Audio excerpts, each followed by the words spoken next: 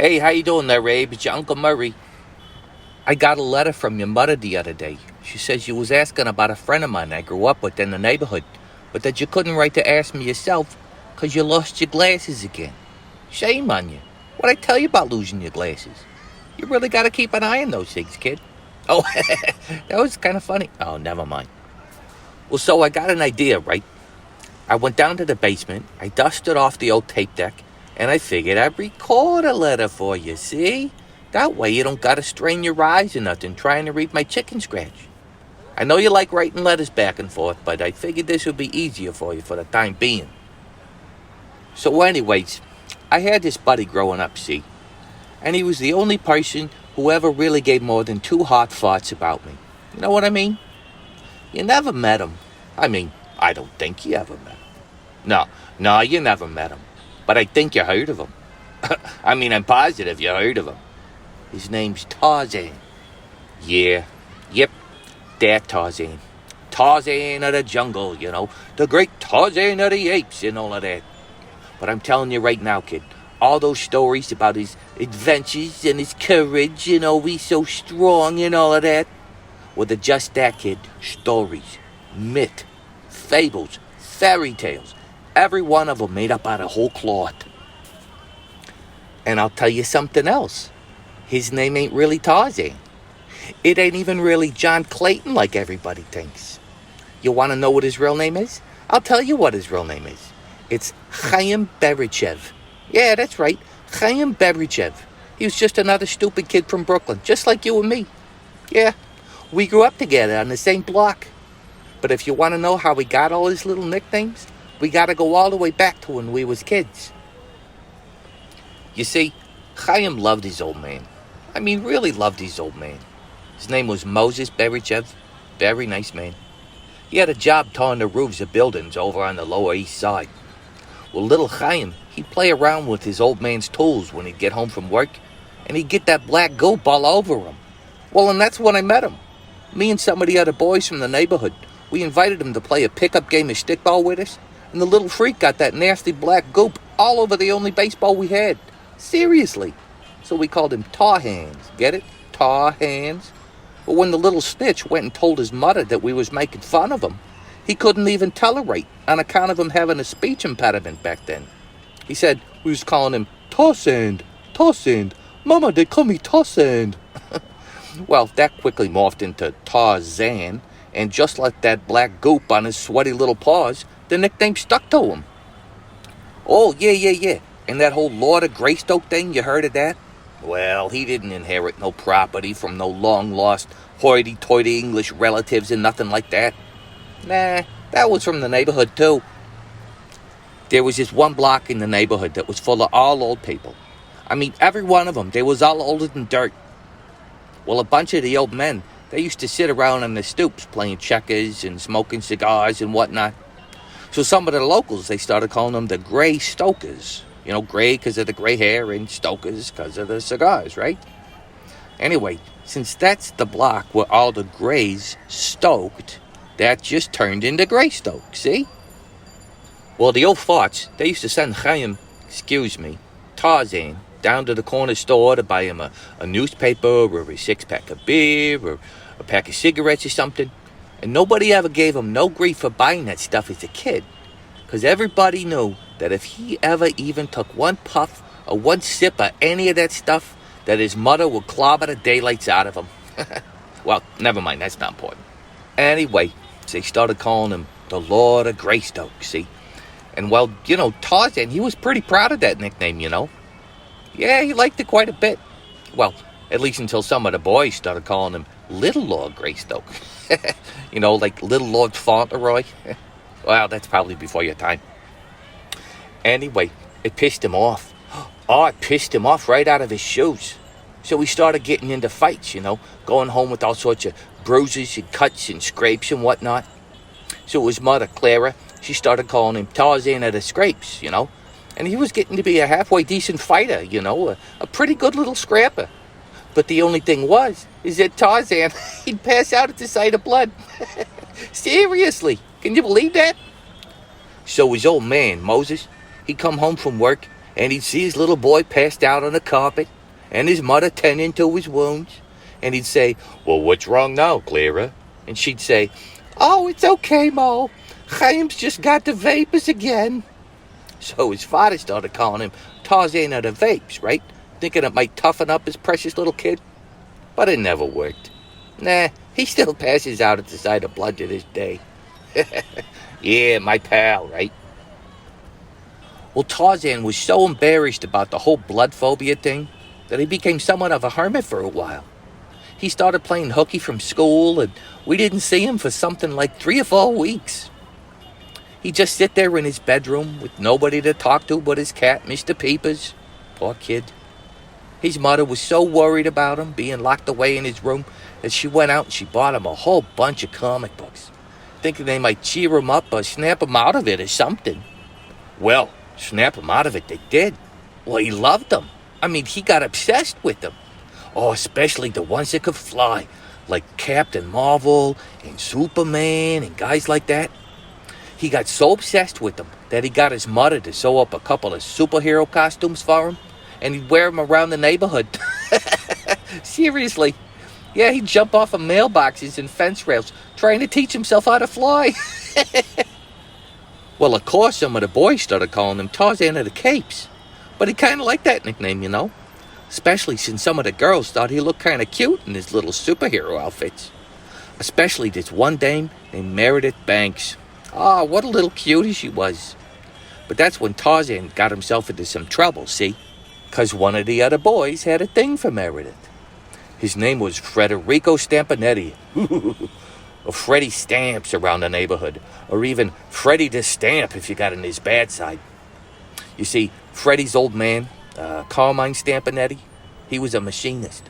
And one year for his birthday, his old man gave him a solid brass plate that he made at work, and it had his name Freddie in big raised letters on it. So Freddie, of course, takes it, he screws it to the side of his baseball bat. And then, if you got on his bad side, he'd thump you with it and he'd leave an imprint of his name on the side of your head. Hence, Freddie the Stamp. What a jerk. Ooh, I hated that kid. Well, one day, a bunch of us was playing a game of stickball, right?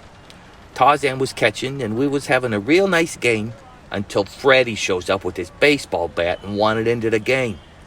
So Freddie steps up to bat, right? And just then, Meredith Banks walks up, starts watching the game from the sidewalk, and she sends Tarzan a little smile and a wave. Oh my goodness. Oh my days. Freddie got so jealous. Oh, he got so pissed off that when Tarzan was looking over at Meredith and was waving back to her, you know, "Oh, hello," Freddie cocks back and lets Tarzan have it and stamps him right over his left eye. Well, Meredith drops the groceries she was carrying, runs over to Tarzan and starts tending to his wound and screams at Freddie. She says she'd never go out with the likes of him. Never. Not even if he was the last hot turd on earth. She finished cleaning Tarzan up, wrapped his head with a cloth diaper one of the neighbors gave to her, and just like that, her and Tarzan became an item. Luckily for Tarzan, the only part of Freddie's stamp that left a scar was the letter F just above his left eyebrow. When Tarzan would see Freddie on the street, he'd point to the scar and then he'd point to Freddie like he was saying, "Forget you, Freddie." Well, Tarzan and Meredith, they didn't last long anyway. But the whole thing was enough to piss off Freddie for good. What a little stinker. Now fast forward a few years, and that's when Tarzan, he started thinking he wanted to go to college. But he didn't have the first idea about what he wanted to do. And his old man, he says there's no way he's spending his hard-earned money to send his kid off to some college just so he can fart around while he discovers his passions, and that if he wants to go to school, he'd have to pay for it out of his own stinking pocket. So me, being the faithful friend that I am, I tried getting him a job working with me as a butcher at my Uncle Jonah's deli. But since little Mr. Woozy still can't stomach the sight of blood, he ended up taking a job cooking breakfast for some of the old folks over at Greystoke. And since most of them are pretty much toothless anyway, he mostly made him waffles and pancakes. That's why a few of the old-timers started calling him Tarzan of the Crepes. Anywho, sometimes the old farts, they'd ask him to rearrange the living rooms and help him decorate for wakes and retirement parties and such like. Well, I guess it would be retirement parties and den wakes. Anyway, Tarzan, he liked doing it so much, he decided to take a few inferior design classes at the community college. But when a few of the boys found out about it, they started calling him Tarzan of the Drapes. Oh, good grief. Oh, my days. He didn't like that at all. No, it infuriated him. He got so mad about it that stupid scar Freddy left on his forehead, it would turn bright red when he'd get pissed off. No kidding. And then get this. All the girls in the neighborhood, don't ask me why, when they saw that little scar turn red, they thought it was the cutest thing they ever saw in their whole stupid lives. Seriously. And all the silly little girls, they all fell in love with him. They'd line up next to each other when they'd see him walking down the street, hoping he'd pick one of them to go out with them. Seriously. At any time, he had his pick of any one of the best-looking girls in the whole neighborhood. It was crazy. All because of that stupid little scar. Well, Tarzan, he used to do this thing with the girls, right? If he was keen on dating one of them, he'd sneak up behind her and start kissing the base of her neck. And oh my goodness, oh my days, those girls would just melt right into a big puddle of jelly, just from him kissing the back of their necks. That's why they started calling him Tarzan of the Apes. And he became somewhat of a legend because of that. Like, what's his name, Bassanova or something? I got a lot of pity dates because of him in those days. If I had a crush on one of the friends or one of the girls that wanted to date him, he'd say, well, I'll only go out with you if your friend will go out with my friend Murray. Can you believe that? What a guy, right? Yeah, he always took good care of me like that. It was a pretty good little arrangement for quite a while there, until one day Tarzan walked up behind the wrong skirt. It was some girl that was attending an ASPCA meeting. They was all upset about some people that was hunting gorillas over in Africa somewheres.